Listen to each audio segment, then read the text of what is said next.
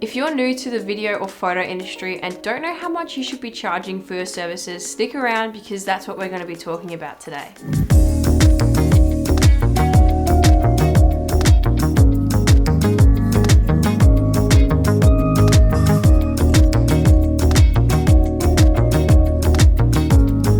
What's going on, guys? Welcome back to the channel. If you're new here, my name's Rachel and I'm a freelance videographer living in Melbourne, Australia.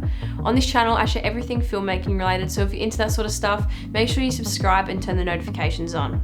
Now, people always struggle figuring out how much they should be charging for their time when they're working in a new industry. Now, something I highly recommend that everybody should do when they start out is charge a flat fee that a casual employee would make. Now, the reason I suggest using this method is that most business owners are already used to paying their employees this much. So it's not going to be too expensive or overpriced for them because they're already used to paying that. Now, over time, as you build your portfolio up and you get more camera equipment, you can up your prices to reflect this. You also want to be making a profit even after you've bought camera gear. Now, of course, the initial expenses might take a little while to pay off, but over time, you don't want to buy unnecessary gear that you don't need. Even now, I sometimes look at a piece of gear and I say, is it going to benefit my videos and am I going to use it often? If I say yes to both, then I'll get it. But if it's no to one of them, I'll hold off and maybe buy it down the track when I have that need for it. All right, let's talk about pricing structure. There's 3 different ways I like to do it, and that is hourly, day rates, and projects. Now, depending on what the job is, depends on what pricing structure I use, but having an hourly rate is going to help you figure out what your day rates are going to be. Now, using an hourly structure is pretty self-explanatory. You just calculate the hours times your cost, and that is the price. This is that pricing structure that I go for if I'm going to be doing a shoot that goes for less than 4 hours. Now, the second structure is using day rates. Now, I have a full day and a half day rate, which I use for bigger projects. Half day is 4 hours, full day is 8 hours. And generally I use a ratio of 1:2 to figure out my filming and editing time. So if I'm filming for 1 full day, it's gonna take me 2 days to edit. 2 days filming, 4 days editing, and so on. The last pricing structure is per project.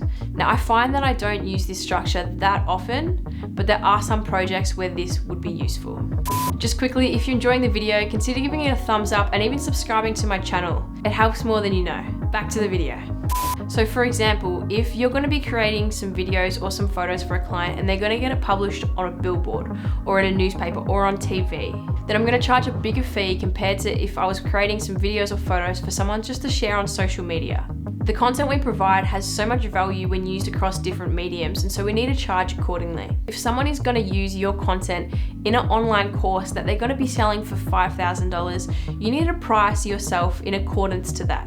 You'll also need to take other things into consideration, such as putting away money for tax, paying your own super, song licenses, and any other subscription services that you're going to have, such as editing programs. One thing I recommend doing is figuring out a budget for the year of everything that you need.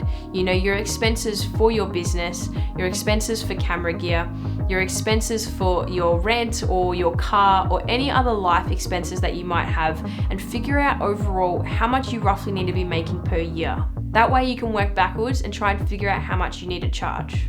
All right, now let's talk about how to actually figure out your hourly rate. Do some research in your area on what the going rate is for a freelance videographer or photographer. Now, when you're starting out, you're not going to be able to charge as much as what they're charging, but it's good to know what the going rate is in your city. So when I first started charging, I charged $25 per hour for my time, and that is the standard casual loading rate in my city. Every few months, I would slowly increase my prices as I was getting more experience and I was getting more camera gear. I sat at $35 for a little while until a few people actually said to me, "You're charging way too little for what you're doing." And then I upped my price to $50 per hour, and I sat at that rate for a good little while. Then a few months later, I went up to $75, and now I'm sitting at $125 per hour for filming. Now, this has been my price increase over the past 4 years of being in this industry. Now, it is a bit of a slow process, but over time, as you get better and as you get more camera gear, you're able to up your prices to reflect that. Now, we all want to be making lots of money, but just remember you can't be charging really high prices if your quality of your work is not on par with that. Okay, so some things you need to take into consideration when figuring out your hourly rate. I like to think about the absolute minimum that I would be happy to work for. Money is a big driving factor for people, and if you're not being paid enough for the project, you might not enjoy working on it.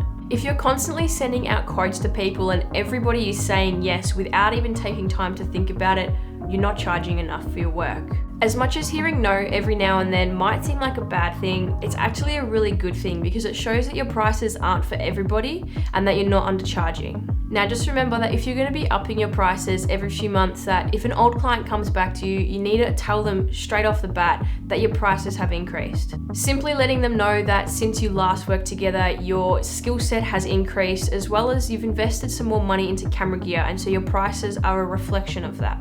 Then it's up to them to decide if they see value in your work at that cost. Okay, up next is how to work out your day rate.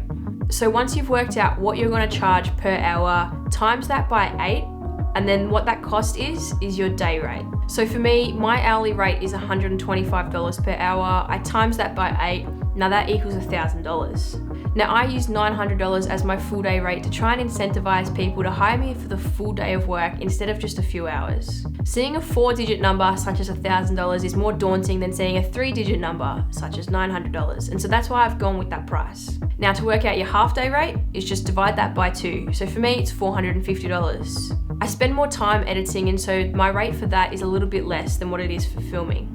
So my hourly rate is $95. To work out your day rate, times that by 8, and that equals $760. Now I've actually rounded that down to $750 because I like even numbers and it's a lot easier to work out on the fly.